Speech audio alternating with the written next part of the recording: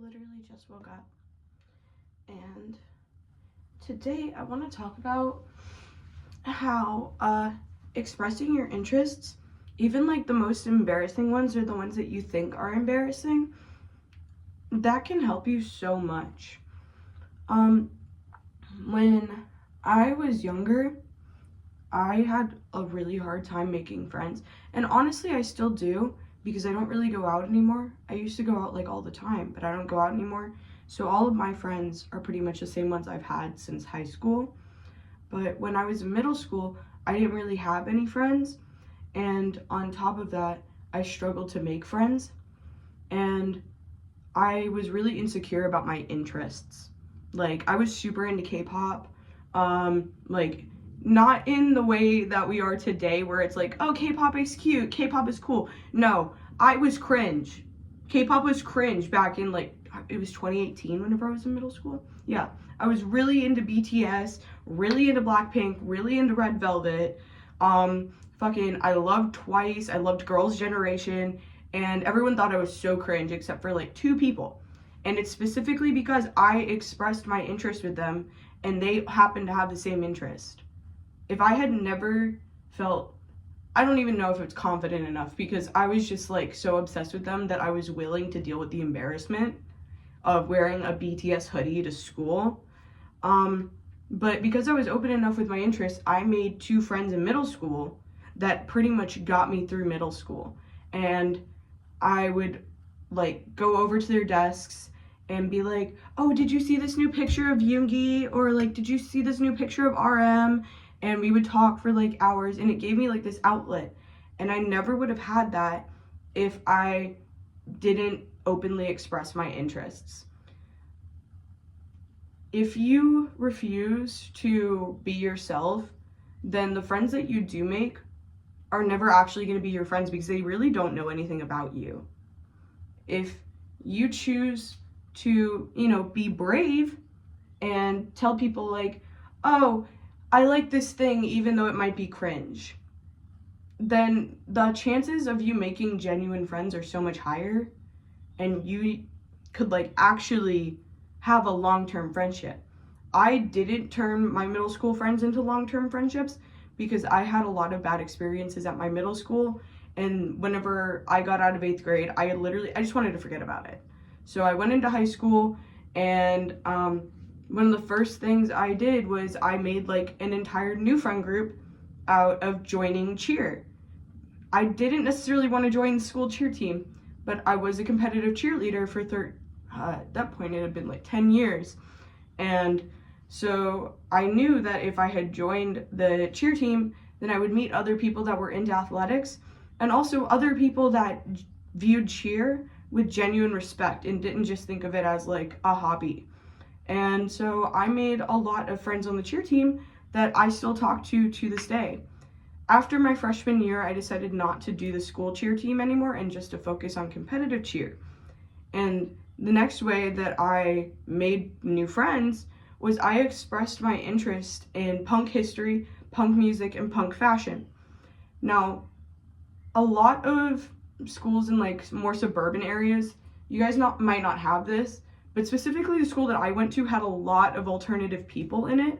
Like, it was not uncommon to see a girl with like full-on corpse paint in the hallway, or to see someone with Liberty spikes. Like, that was not uncommon at all. So I got pretty lucky in the fact that whenever I expressed my interest in those things, a lot of people were like, oh, I enjoy that too. And also I got into tattooing whenever I was 15 and 16, which I'm not gonna condone that, but I still love all my tattoos to this day, so like I don't see it as a bad thing. But a bunch of other people in my high school were actively tattooing themselves. So I made a bunch of friends through that as well. And then whenever I got closer to graduation, my friend group was comprised pretty much of like all alternative girls that were into tattooing and loved punk rock, and we would go out like every night. Like we were sneaking out, which I don't really recommend because we put ourselves in a lot of dangerous situations. And we were hanging out like every single night. And then even whenever I graduated high school, like I was still hanging out with these girls until some of them started to move away. And to this day, I keep in touch with like a lot of them. And honestly, I would have never been able to create such cohesive friend groups wherever I went. Like, honestly, the more I think about it, the more I realize that like everywhere I went, I was able to make friends.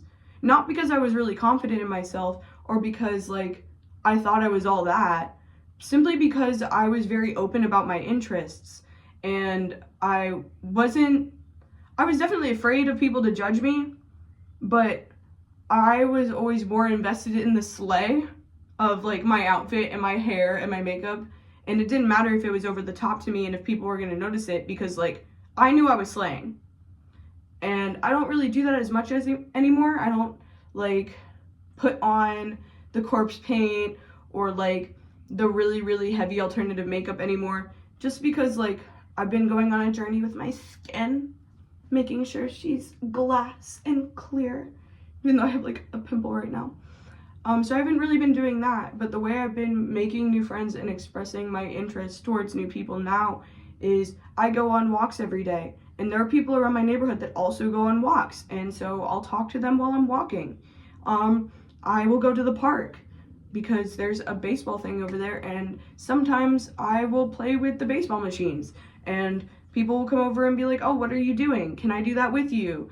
And it'll be like a whole cute thing. So honestly, not expressing your interest and being too afraid to express your interest, it is holding you back from making friends in like a really serious way, because all the friends that you are making don't really know anything about you, and you're not going to be that close to those types of people. So sharing your interests is honestly the easiest and most underrated way to make friends. I'm not even talking like, be yourself, be unique, be a monster. Monster high. I'm talking like, don't be afraid that your interest is going to come off as cringe, because I guarantee you that's what everybody else is thinking about their interest. And if you are the person that's brave enough to actually, you know, express your interest in those things, then other people will feel like it's okay, and they'll come to you. Like, they will actively come to you and be like, oh, I really like that thing too. I really enjoy doing that too. And so it'll almost make you like a point of authority for them, where they'll be like, oh my gosh, I wish I was as brave as her to be able to wear my BTS hoodie in middle school whenever everybody's judging you in middle school. Like, it will almost make you seem larger than life. And I feel like that's a quality that we should all have. We should all be over dramatic and larger than life.